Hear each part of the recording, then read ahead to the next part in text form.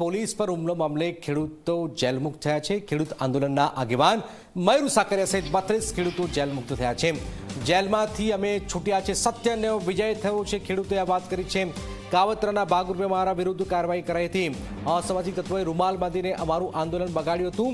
ખેડૂતોએ આ વાત કરી છે અને આજે એમને જામીન મળી ચૂક્યા છે। સત્યની જીત થઈ છે, ખેડૂતોએ આ વાત કહી છે। કપાસ માટે થઈને ખેડૂએ કડદા આંદોલન માટે ઘણું આયોજન કરી અને અમને જેલમાં ધકેલવામાં આવ્યા હતા। કેટલો ટાઈમ તમે જેલમાં રહ્યા? શું કહેશો? 1.5 મહિનો અમને જેલમાં રાખ્યા।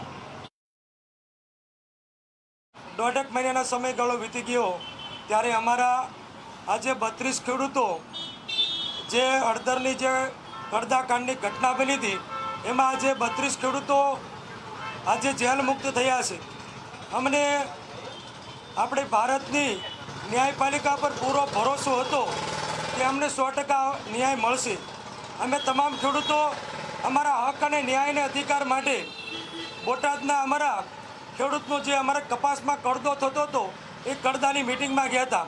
અમે અમારું શાંતિપૂર્વક ગાંધી ચિંધ્યા રાયના આંદોલન પૂર્વક અમારી માંગ અને અધિકાર માટે અમે લડતા હતા, પરંતુ કોઈ કાવતરાનો ભોગ બની અમને તમામ ખેડૂતોને જેલમાં પૂરવામાં આવ્યા હતા। જીપીએસસીએ મોટી સંખ્યામાં ભરતીની જાહેરાતો કરી છે। વિવિધ 67 વિભાગો માટે જીપીએસસીએ ભરતીની જાહેરાત કરી છે। ગુજરાત શિક્ષણ સેવા વર્ગ 2ની 128 જગ્યાઓ માટે ભરતી થશે। ઉમેદવારો આજથી જ 13 ડિસેમ્બર સુધી ફોર્મ ભરી શકશે।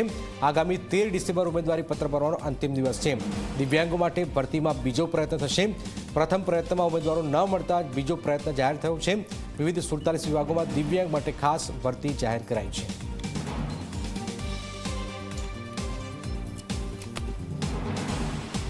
ટોટલ 67 જેટલી જગ્યાઓમાં ભરતી પ્રક્રિયા આજથી શરૂ કરવામાં આવી છે। એમાં જાહેરાત ક્રમાંક 52થી 66, 67થી 79 અને 80થી 99 સુધી અને બીજી 100, 101 એ 2-3 જે જાહેરાતો છે એ ખાસ દિવ્યાંગોના પ્રથમ અને બીજા ભરતી પ્રસંગ સંદર્ભેની જાહેરાતો છે। ખાસ દિવ્યાંગોની ભરતી પ્રસંગ સંદર્ભે અમે લગભગ 51 જેટલી જાહેરાતોનો પ્રથમ પ્રયાસ જે પૂર્ણ કર્યો, એમાં ઉમેદવારોની જે જગ્યા ખાલી રહેલ હોય તે સંદર્ભે જે સ્ટેન્ડિંગ ઇન્સ્ટ્રક્શન્સ છે એની સંદર્ભે બીજી ભરતી પ્રસંગ ચાલુ કરવામાં આવ્યો છે। બીજા ભરતી પ્રસંગની જાહેરાત અને વહેલામાં વહેલી તકે પૂર્ણ થાય એ અમારો પ્રયાસ છે।